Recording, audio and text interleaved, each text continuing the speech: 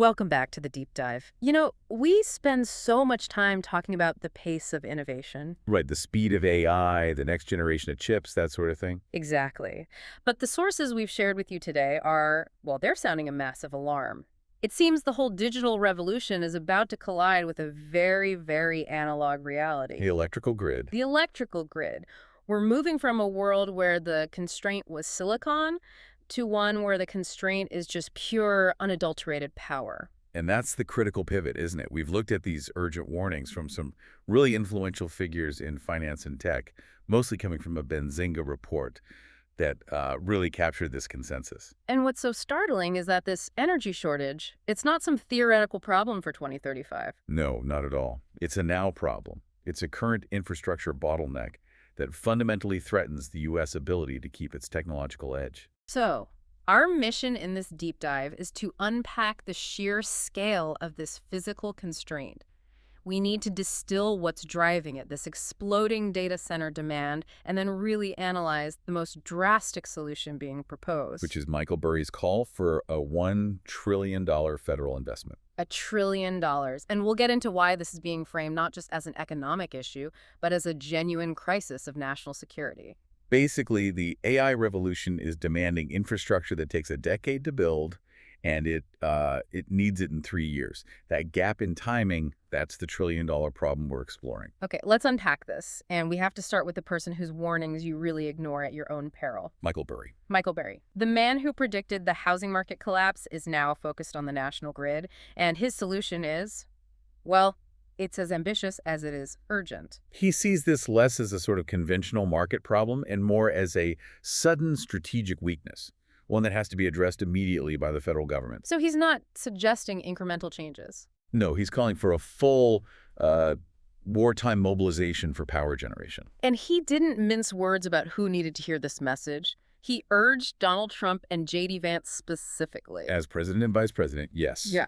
To fast-track a colossal $1 trillion federal investment. $1 trillion. I mean, it's a number that just grabs you.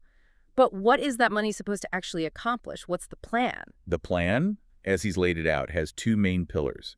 First, the rapid deployment of small nuclear reactors, or SMRs. Okay. And second, at the same time, building a modern, hardened national power grid. And the key word in all of this is rapid. Burry insists this has to move at maximum speed, avoiding all the usual regulatory delays. Let's stick with that first pillar for a second. Why SMRs? Why not just use that $1 trillion for, massive traditional nuclear plants? Or even just scale up renewables? Well, the SMR choice is strategic, especially when you're talking about rapid deployment. A traditional nuclear plant is a multi-billion-dollar, decade-long project. Huge. Right, they take forever. Exactly. And they need very specific locations. SMRs, though, they're designed to be factory-built, modular. You can deploy them in a more decentralized way, closer to where you need the power, like next to a massive data center park. So you get dense, 247 carbon-free power, but faster. That's the idea. It's exactly what a hyperscale data center needs. And the second pillar, this hardened national power grid.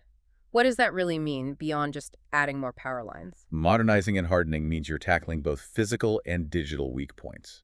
Physically, making the infrastructure resistant to extreme weather. Like burying lines, stronger towers, that sort of thing. Right. And digitally, it's all about cybersecurity. Protecting this increasingly smart grid from state-level actors, which is a huge part of Burry's focus on geopolitical competition.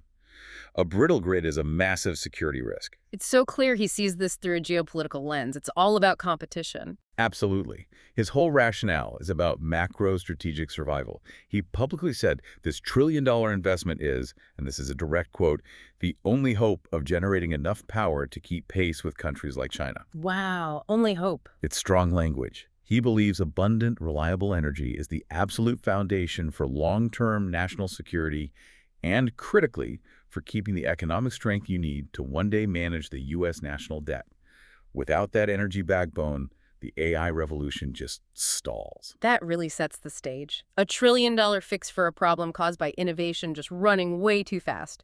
And the direct cause of all this alarm is that AI-driven demand spike. That's right. The scale of the computation needed for AI is creating an energy draw that's unlike anything we've seen before. It's the sheer speed of demand growth from these massive new data centers. And some advanced manufacturing too, right? Yes, places that need guaranteed, always on electricity. And this isn't just an abstract problem. The All right. sources name names. We're talking about the giants leading the AI charge: Meta, Microsoft, Alphabet. Google, yes.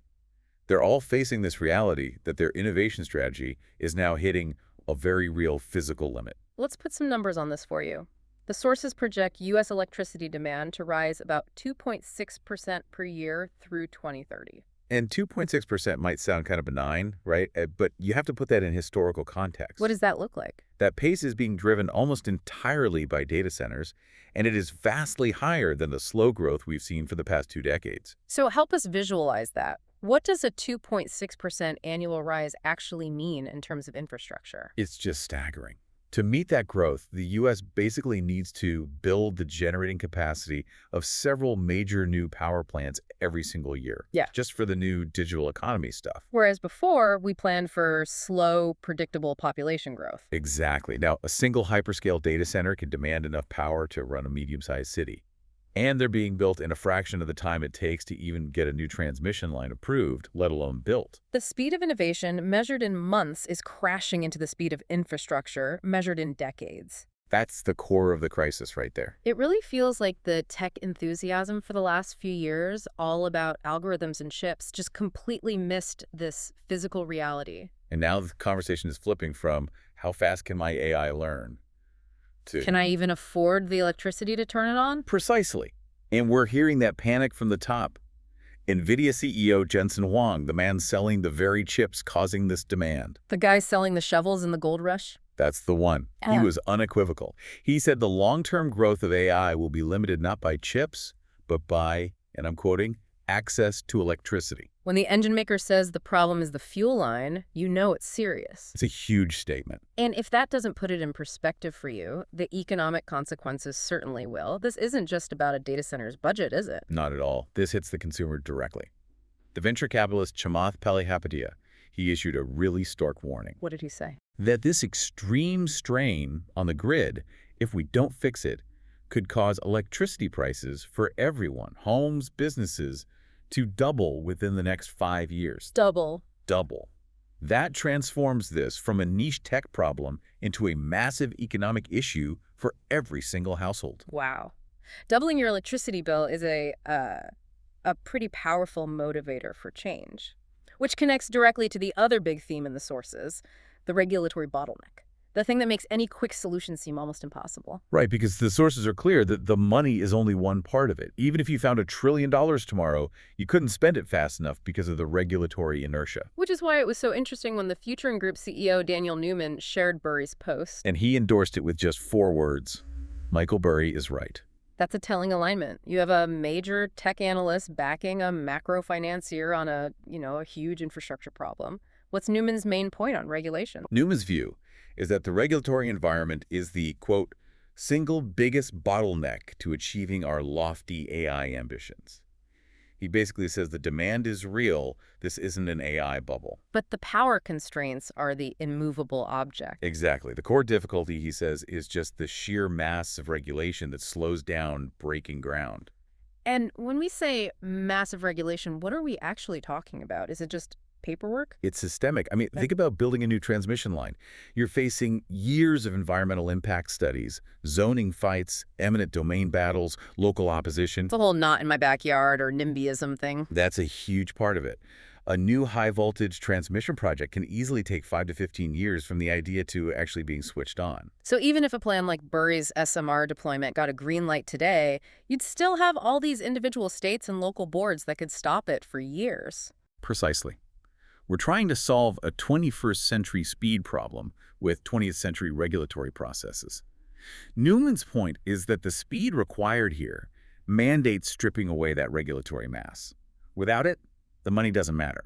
The power won't come online fast enough. So for you, the listener, this whole deep dive really highlights this profound tension. The fate of our national AI ambition, your household electricity bill, our global competitiveness, it's all being decided right now. Not by silicon, but by how fast we can reform these ancient infrastructure planning rules. It's forcing a reckoning with legacy systems that, frankly, the digital economy has been able to ignore until now. Okay, so we spent a lot of time on Michael Burry's vision, right? This $1 trillion centralized nuclear-focused crash program. A very top-down approach, But our sources also present a really different alternative perspective on how to solve this power problem. which is essential for the full picture, absolutely. Yeah. The main counterpoint to Burry's urgent centralized plan is the more long-term decentralized vision you hear from someone like Tesla's CEO, Elon Musk. So Burry is all about reliability and power density right now with nuclear. Musk seems to be focused on long-term abundance and scalability. What do his statements tell us? Well, Musk has stated very clearly that, quote, solar electricity will become by far the biggest source of power for civilization. And he wasn't just, painting some utopian picture.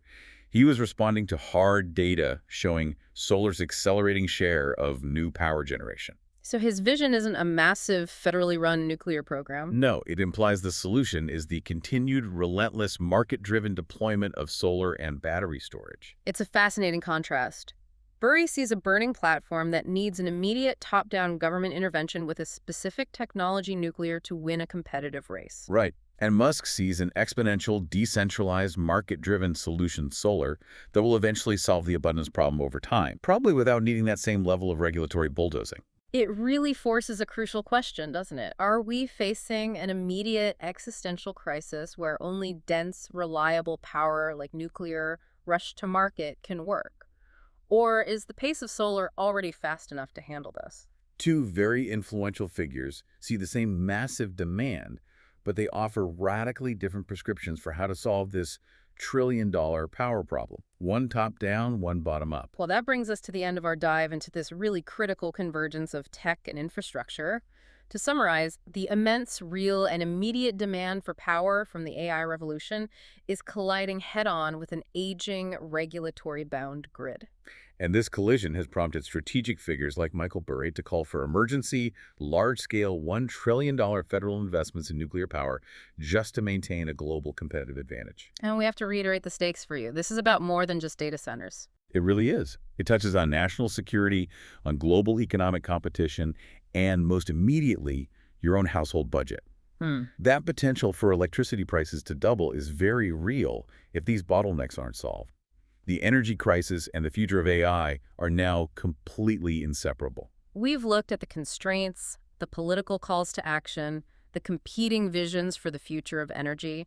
So here is a final provocative thought for you to consider, building directly on what we've discussed. If the long-term growth of AI really is limited by electricity and not by chips, And if the U.S. were to actually implement Burry's plan, this rapid, centralized deployment of small nuclear reactors, would that concentrated, state-backed energy source fundamentally change the current balance of power?